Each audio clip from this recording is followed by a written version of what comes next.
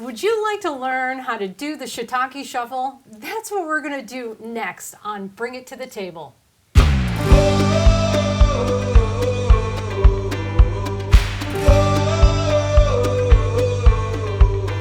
Hi, thank you for joining us here on Bring It to the Table. I'm your host, Allison Smith, and I am so grateful to have this really cool cat here, James Barnett, who is the Environmental Science Vocational Program Teacher for David Prouty High School. Welcome. Hello. Thank you. Welcome, Yeah. James. Good to be here. Do you think you would mind, one of the things that I find so cool about you is your accent. Would you mind telling us a little bit about yourself, where you're from, so we can get to know you? Now, you know where I'm from, right? Because the students are always like, is it Australia? Is it England? Isn't it Britain? It is. Great Britain, England Yes. is where I was born and raised. Yeah. Yes. Oh, I love how you say England. England. And I've been here since about 2000, Nice. so a little while. I started coming out working at residential summer camps. Oh, Yeah, and met my wife there. nice. So we got married. Would you live there? In England? No, I know At summer you- camp? Yes, at summer camp. Yes, at summer camp. Like, so would it be like you would come for the summer and stay at the summer camp? Yep. Oh, yep. very cool. So there's lots of, I guess there's lots of companies that get international students or people to go and work in the summer camps, especially the residential programs. So there was a lot of Brits there, a lot of New Zealand, Kiwis, Aussies. So Nice. quite the international crowd. Very cool. And then, yeah, it was good. You get the experience, and then you get to travel a little bit afterwards, see a bit of the country before you head back. Nice. So I did that for a few years. And Would you call it an exchange program? no, No. it was just a gig, a summer gig.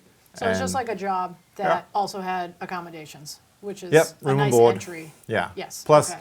these companies, they pay for you to fly over. Nice. So, you don't get a huge salary, but you get a little pocket money. And you couldn't for- teach English. And I was teaching arts and crafts. That was my Very cool. specialty. Yeah. Oh, see, a Renaissance man here. I knew that. Yeah. So that was that. And then that kind of morphed into the summer camp had an adventure program. So I was kind of into the whole hiking, camping thing. So this was perfect, taking young kids outside for 3 days to a week to 20 days. It just depended on the program. So did that for a couple of years, got married. And then I kind of transitioned into environmental education, so taking the outdoor education thing a little further. Yes. So there are several residential programs where schools, particularly in the spring and the fall, they go, they stay, they get like a 3-day program of environmental ed. So I did that for a little bit, and then I became kind of the director of one of those programs, and so that kind of went for a few years, summer camp director, and then I transitioned to the Appalachian Mountain Club, where I was there for quite a while. That became more of a training program, so training teachers and youth workers in outdoor leadership and helping them create their own programs to educate students about both the outdoors and the environment, conservation. So I was there for a while, and at a certain point, my wife and I, we had children, growing family.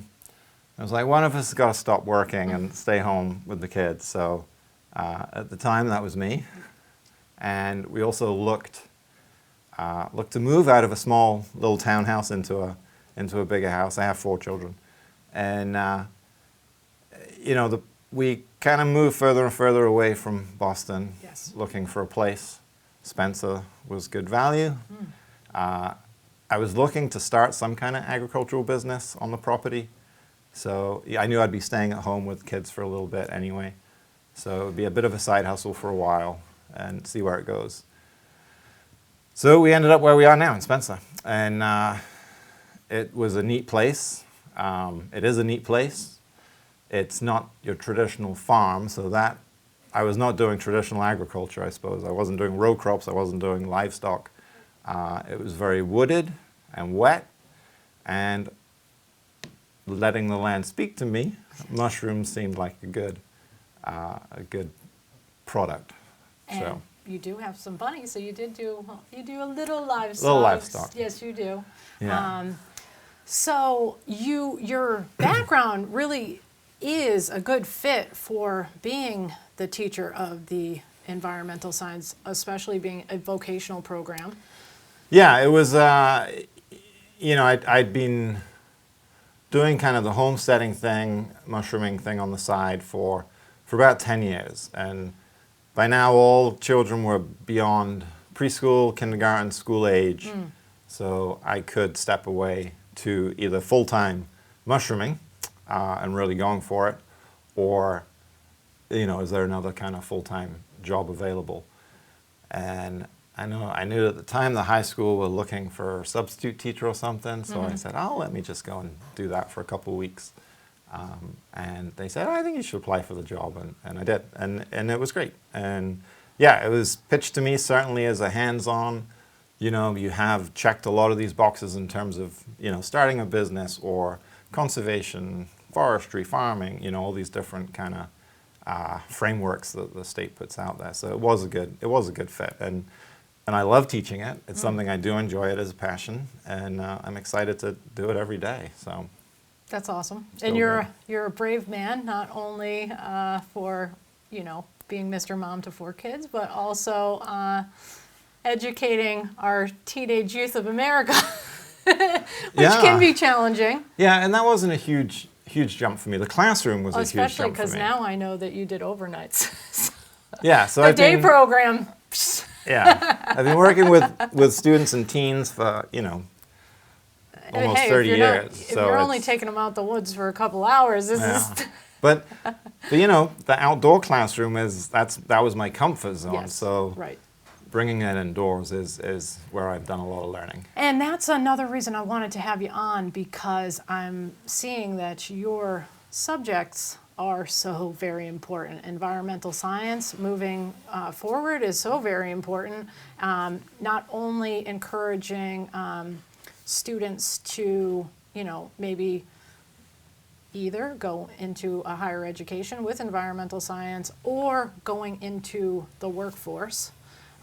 So that is a really good thing to do, which you seem extremely versed in, just as far as both educating, being outdoorsy, and being able to educate youth.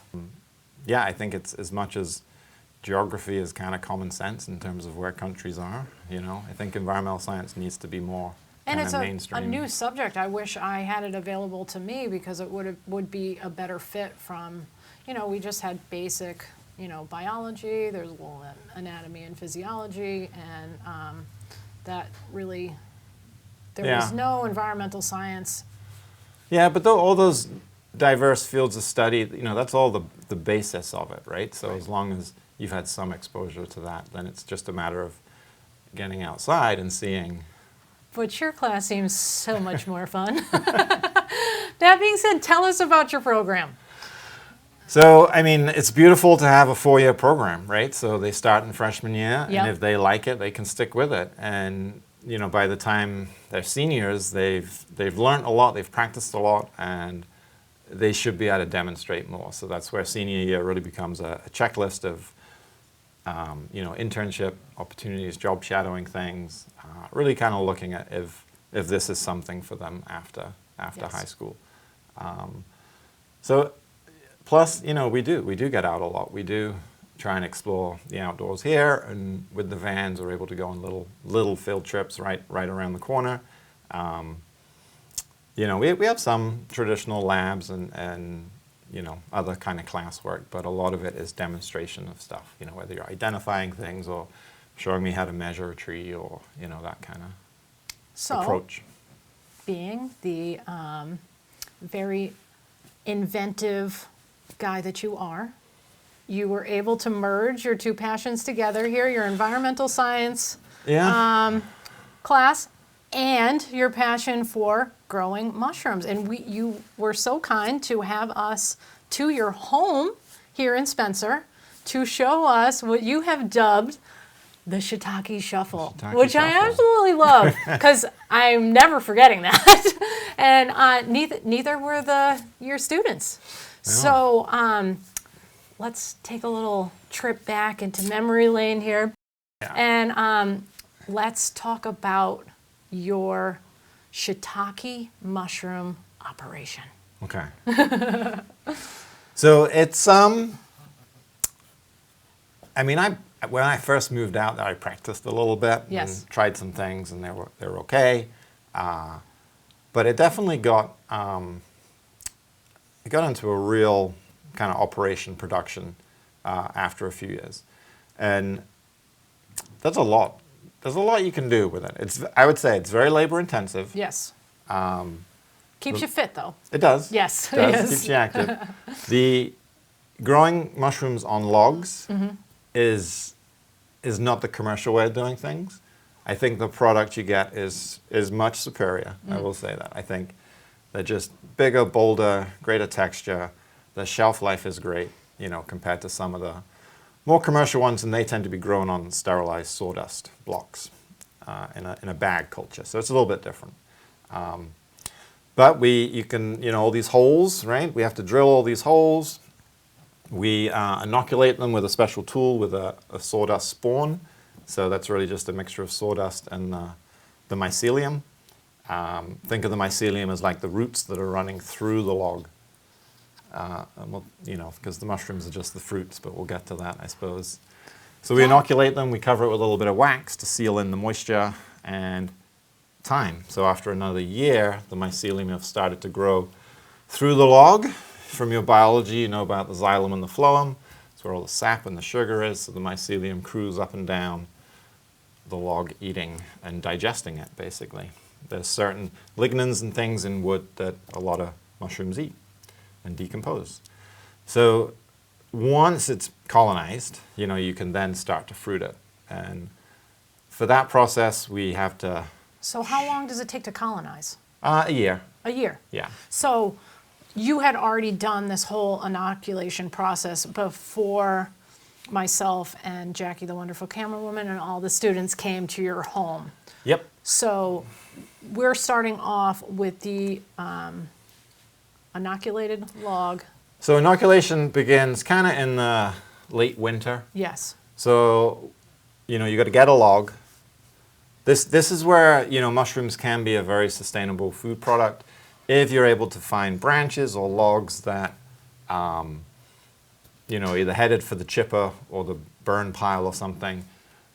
As long as they're fairly fresh and they don't have a competing fungus already inside of them, then, the shiitake inoculation would take and they would colonize. Good to go. Yep. So the winter just is the best time. It's when the bark is the tightest, so it gives you longevity in terms of staying on as a protective layer. If you were to harvest the wood in the summer, it's kind of loosey-goosey and slips off a bit. Okay. So that's kind of the winter thing. But then you can also start inoculating in the spring when temperatures come up a little bit, and then you can leave everything outside through the summer. So by the fall, it's pretty much colonized, but nothing's going to grow through the winter. So that following spring is when you would start getting fruits. So after you inoculate and it's colonizing, that's the literal structure of the mushroom growing and gaining nutrients through the log. Yep, you won't see it. It's all Okay. under the bark. It's growing, eating its way through the wood. See, I didn't know that. I thought this was just it. No. No. But I think that's common. Yeah, on the end of the logs, you can see kind of like white, like a white mass, almost like a mold, essentially. Yes. That is the shiitake mycelium just coming to the end of the log. So that way it's colonized. But Okay, because then you'll start to see evidence of it at the ends. Yep. Okay. Yep, so you That's can pay cool. attention to that. That's a good mushroom Little grower tip trick. tip right there. Yeah, yeah. Pro tip. We'll Pro put that tip. in there. That's great. But yeah, so if it's colonized, the key is to make the mycelium feel like they're threatened. So we just call that shocking. Yes. I use just cold water, so I have some barrels of water. We soak the logs for 24 hours. That's enough to make the mycelium feel like, oh no, I'm in danger, I might die, let me send up my fruits to reproduce. and because certainly you can clone and propagate mushrooms, but the spores are released as a natural way of reproduction. So once they send up their fruits, we harvest them, and then we let it rest for a good 6-7 weeks before we shock it again, get another flush of mushrooms, and we can get about 3 or 4 flushes of mushrooms through the growing season, May to October kind of thing. That's awesome. Now, why did you choose shiitakes? Part of it was what would grow best on logs. There's several common mushrooms. The oyster mushroom does well. I've tried. You can buy mushroom catalogs, and there's so many different mushrooms you could try. Yes. But what works for you is the way you're going to go. So having tried many things, shiitake seemed to be a pretty good, consistent, inconsistent producer. It's always a little hit and miss. You never really know. You don't have full control. Welcome to farming. Right. But if you have enough logs, you should get a decent harvest. And, Yes. So it seemed to be good. Plus, compared to what you could buy in the store, so that kind of business side of it worked in my favor too. So I certainly tried selling these, but more recently I just tend to sell wholesale to another farmer who visits multiple markets, and he gets a pretty good price for them. So it works for all of us. Nice. Yeah. So you can get your mushrooms at the local farmers market if You can. someone so chose. Yes. Yeah. And shiitakes are super nutritious, and they're very versatile. Yep. And they do, as anyone knows who went to buy them, dry or fresh, they are expensive. Yeah, Yeah. they are. They $16, $20 a pound fresh.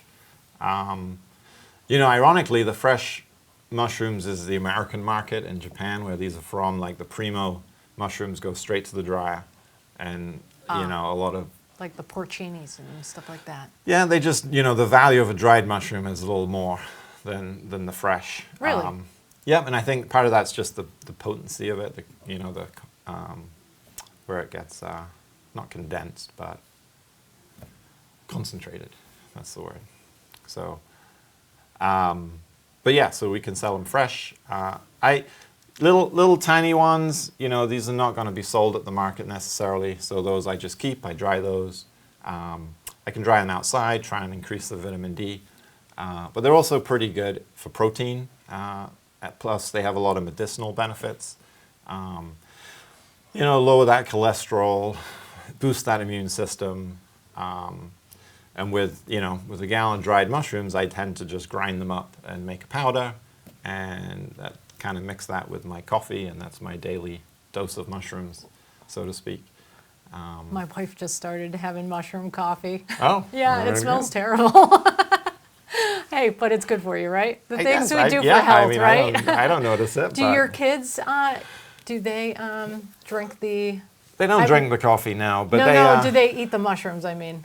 Yeah. So, yeah, they were never fans of looking at seeing a mushroom on their Okay. plate. But again, you they can eat get 'em? creative with making them Yes. part of the meal. Oh, even though good. you might not be able to see it. Because this is a wonderful way to kind of secure your own, it's a good source for food security for a family, to kind of have the skills to be able to grow your own mushrooms. Yeah, especially if you're looking at certain nutrients. Yeah. Yes. Yeah. But yeah, if you have a very plant-based diet, this is a good way of adding a little more protein or something. Right. Yeah. And it's a sustainable way. You could continually do this year after year Yep. because of the nature of using this kind of forest waste product. Yep. Yep. And this might be a little overkill for a home grower or a homesteader. I think there are some slightly more accessible, easier mushrooms to grow and manage. But this is the best way of getting shiitake if you were really looking for that. But the oyster mushrooms grow really well on straw, so that's a fairly easy byproduct to acquire. So I had bought my friend an oyster mushroom kit, and because we had gone out to dinner, she had forgotten to take the present. So it sat in my car for, I don't know, like a month or something, and I found it in the back of the car, and it had fully grown itself. And it was amazing. I just brought it in, and we like to do like a mushroom stroganoff, and we just made it up with the mushroom stroganoff, and it was absolutely amazing. And I was like, just absolutely impressed with how well this kit worked, because I literally didn't have to open it or anything, and the car must have got a little cold, must have shocked it, and then boom, and it must have stayed pretty humid or in there, and the next thing you knew, I had a gorgeous oyster mushroom, which was a very pleasant surprise, because they are delicious. Yeah, they're pretty. And they're pretty gorgeous. easy, and there's many different colors, and they look cool, and all that stuff. Now, are oysters easier than shiitakes? Not really. Just different. I wouldn't say on logs they're necessarily easier. Okay. They are using a different substrate, whether it's a straw. It's just maybe easier to manage it, because it's really once you've packed that straw and inoculated it with the oyster spawn, you don't have to do the shuffle, right? You don't have to do the shuffle. There's no oyster shuffle there. It's just one and done kind of thing. And just to clarify for everyone at home, the shuffle is taking, and this is what we did when we went to the field trip, and I did have to correct a student, because they're like, oh, child labor, blah, blah, blah. I'm like, no. Mr. Barnett is trying to show Learning you. from experience. Yes. Yeah. And not only what it takes, but how to do these sorts of things. And it's like not only for your own, mental security to have this skill, like, hey, if I needed to, I could grow my family my own mushrooms. But also, it's a nice little way to make a little extra cash for, the holidays or whatever. Yeah. It's not a bad little side hustle. No, and it keeps you, nature's gym, right? Keeps you fit too. I'm telling you, work out while you work, right?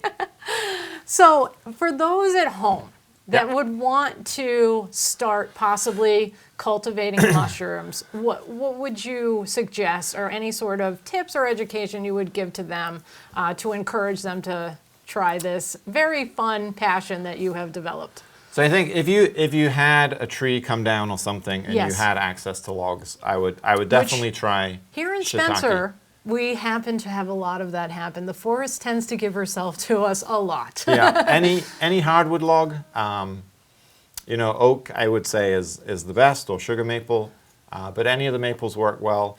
Even birch is a soft hardwood. It still works. The log would rot very quickly. This log could be 3 years old maybe. So you'll use this time and time again? Yep, it's kind of like a perennial plant. Oh, very cool. It goes dormant over the winter, and then you can bring it back to life the next year. Oh, wow. So then it makes it easier to inoculate. You don't need to re-inoculate it. The mycelium is already in there. That is so cool. Yeah, so you only inoculate new logs. Oh, wow. But, so how long will this log give? Probably 3 years. Amazing. Yeah, I mean... And then it'll kind of get out of shape. Because it will just fall apart. When we were putting them from bucket to bucket, that they could get a little damaged. The bark could come off. Yeah, and this is for those sciencey nerds, but when you cut a log or a tree, you can see the sapwood. Yes. Right? So that's your new wood. Your young wood has a lot of the sap in it, right? The middle part, the harder heartwood. That's not going to get colonized. It's only your sapwood is going to get colonized. So once the mycelium have consumed that, you're just left with a bit of heartwood. It's kind of game over. Yeah. But if you have a wood burner or something, you could burn it after. Get some BTUs out of it, yeah. So, but you can, so I get rid of logs if they're not really producing. So if they're only putting out 1 or 2 mushrooms, it's not worth me shuffling. So they kind of go to a not ready to throw you out quite yet pile, but I'm not going to do much. If you fruit, that's great, I'll harvest you, but I'm not going to move you around. Gotcha. Because although we force these to fruit, they'll naturally fruit at the change of seasons and some of those other natural shocking times. Eventually. Yeah. So, but yes, so I think if you have a tree fall down, certainly try shiitake. You can buy bags of spawn pretty easily from several suppliers. One bag would probably inoculate about 15 to 20 logs about this size. So, that kind of gives you a ballpark. And then you just need to stack them up, leave them in the woods where it's shady and humid, and wait, give it time, and you'll get stuff. Cross your fingers. Yeah. So I saw you also dried them, and when we went to your house, we also saw that you had them out drying in the sun. Yep. Which you had mentioned can add to some of the vitamins, right? Maybe a little extra vitamin D. Yeah. I love that. So you can preserve them. Yeah, once they're dry, right? So they're preserved for however long they stay dry, I guess. Yeah, we normally consume them within the year, just because we go through them. Yeah. But you can chop them up or smash them up and add them into stir fries and things. Soups. I grind it into a powder. It's a great, using that powder like a thickening agent, because it absorbs moisture as it rehydrates, even as a powder. So, throw a few spoonfuls in your salmon burgers or something, and you really delicious. Ooh. firm them up. And now we got a pro cook tip. so you do. I mean, once you grow a lot of one product, you find ways of using it for sure. You gotta love a man who can cook. That's awesome. So, on that note, is there like any other, tips you want to add as far as mushroom cultivation goes? I mean, this is the shiitake. I do, oysters are a great one to grow, especially if you have access to straw. It's a little easier. I'll keep that in mind. And another common one is not hay; it has to be straw. Oh, okay. Yeah. So it's got to be the really stocky stuff. Yeah, you need that. It would grow in that. Yeah, but it's space for the mycelium to travel and eat. So straw just because it's thicker and has those air pockets, there's more room for the mycelium to migrate and travel and consume food. Hay just gets kind of clumpy, and it's a bit tight for at least mushroom mycelium. A different kind of fungal mycelium might find its way through there. The other very easy one is wine cap, is its common name. Oh, I've never heard of it. Strophoria rugoso. Wine cap. But that is, you may well have seen them growing. They grow quite well in woody soil. Okay. So even old corn, tilled fields often have them. But they have very dark reddish cap, very dark purple spores underneath, or gills, I should say.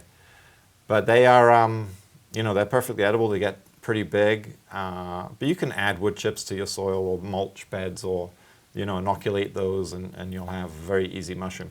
They're also very easy to pluck, and they have like the mycelium hanging off that you can just, pull off the mushroom, take that to the kitchen, and replant that. Oh, neat. So is a much less labor-intensive way of getting mushrooms. That's a pretty good choice too. That's a good tip. Yeah. I like that. Good way to start. Yeah. So, I want to thank you for educating us about mushrooms. I want to thank you for being an educator, because that is a challenging thing. Do you mind commenting on, what challenges you see in the education system going forward? Yeah, I mean, I only know what I know. Like, this is having not been in the education system in a school is a little weird. Yeah. Right?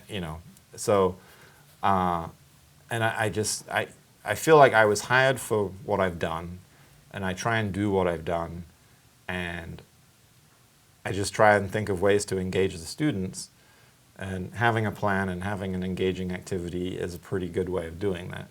So that's my approach.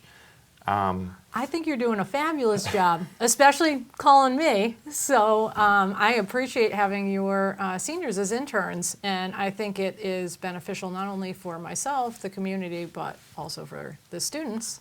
And I think that was a really creative way to not only get a vocational site, but also, like you're saying, have an enriching experience for your students. And I'm only one of the many who are in the PAC, the good old Good old PAC, Program Advisory the Committee. PAC. Yeah, I think vocational programs, at least environmental science, is very much a community program, Yes. right? It's how are we getting out and about and learning all about the environment we're living in and working in. And Spencer is a wonderful place to grow mushrooms. Oh yeah, many things.